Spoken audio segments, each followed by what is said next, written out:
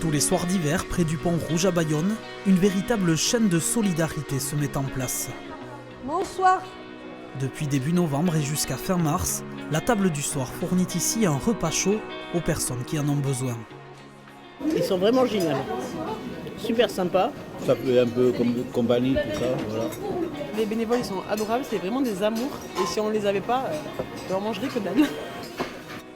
Derrière cet élan du cœur, une organisation bien rodée. Il est 10h du matin. Christian, l'un des 2 salariés de l'association, est à la manœuvre pour réceptionner les denrées que la banque alimentaire vient livrer 3 fois par semaine. Ça, c'est le congelé. Après, il va y avoir la deuxième réception qui est le frais. Il faudra ranger, mais sans la banque alimentaire, on ne bosserait pas. C'est eux qui nous amènent tous, c'est eux qui nous font vivre, on va dire. Christian est chargé de trier tous les aliments et élaborer les menus en fonction des dons.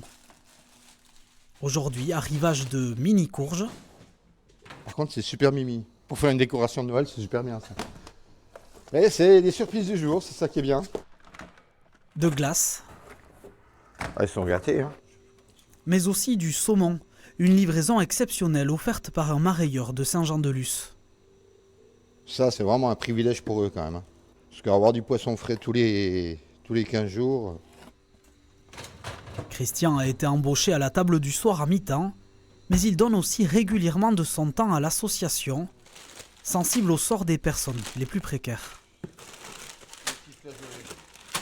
J'aime leur parler, essayer de leur donner un peu de réconfort, parce que leur vie, elle n'est pas évidente. Hein. Certains qui ont eu des jeunesses où ils se sont fait taper, même voire violer, et j'en passais les meilleurs. Hein. On ne connaît pas toute leur vie. Mais franchement, c'est très délicat. C'est pour ça que, non, il y a besoin de les aider, et je continuerai jusqu'au bout. Tant que je peux, je le ferai. Voilà. L'association La Table du Soir fonctionne grâce à un réseau de 200 bénévoles, dont un noyau dur qui forme l'équipe cuisine.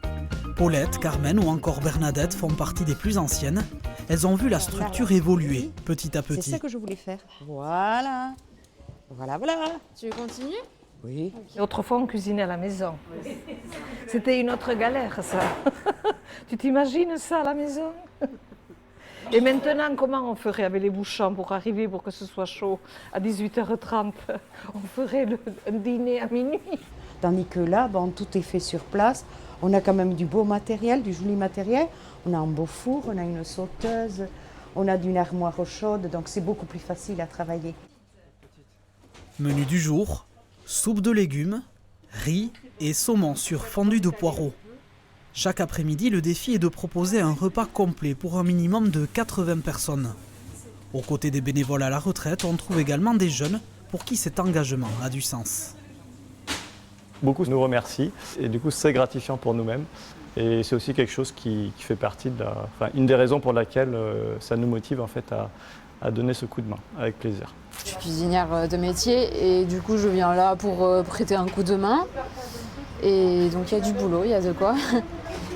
Et pour surtout aider les gens qui ont faim, parce que ça pourrait arriver à n'importe qui. Se retrouver dans la rue, ça va très très vite.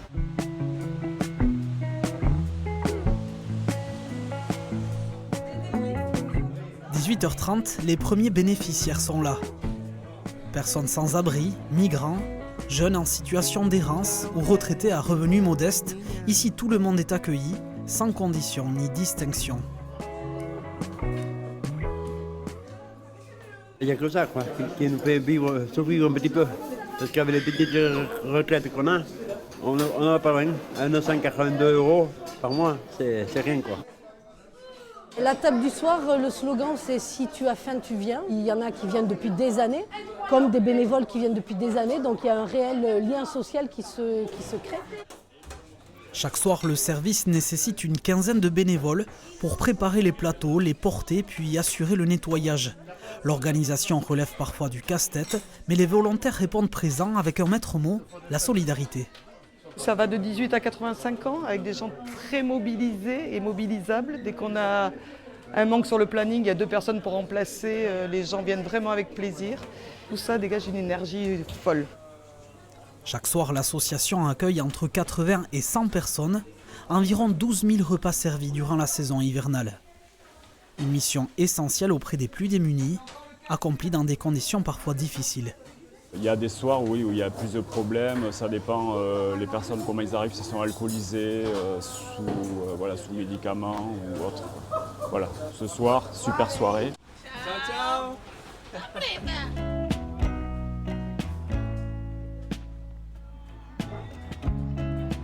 Et puis il y a un jour de l'année un peu particulier, où la table du soir sort de ses préfabriqués pour mettre les petits plats dans les grands. La veille de Noël, l'équipe se retrouve à la Maison des Associations à Bayonne et concocte un menu festif. Il va y avoir une assiette gourmande avec foie gras, magret séché, asperges. Et après, la Peña hors compote nous prépare un chili con d'agneau avec des pommes de terre. Des toasts et du punch sans alcool en guise d'apéritif. Et voilà de quoi donner le sourire aux premiers convives. On se dit ils ont un petit peu de chaleur dans ce moment où on peut être très seul et la solitude peut être encore plus pesante que d'habitude. Donc oui, moi j'avoue que pour moi c'est quelque chose de très chaleureux et d'important d'être là, au moins pour me dire ça a un sens, on donne aussi un petit peu de tout ce que nous on peut recevoir. Entre les plats, un magicien assure le spectacle. Merci beaucoup, messieurs, dames. Et une bénévole égaye les visages avec des paillettes. Ça nous fait plaisir, un peu d'amour. On ressort, il n'y a pas de Noël pour nous. Mais ça, c'est quand même un petit Noël pour nous, quand même. Aujourd'hui, j'ai 81 ans et à 76 ans, je me suis retrouvé à la rue. Voilà. Ça a été un dur combat pour retrouver un appartement. Donc évidemment, j'ai connu la table du soir. Si les bénévoles n'étaient pas là, on ne sait même pas comment faire pour les remercier.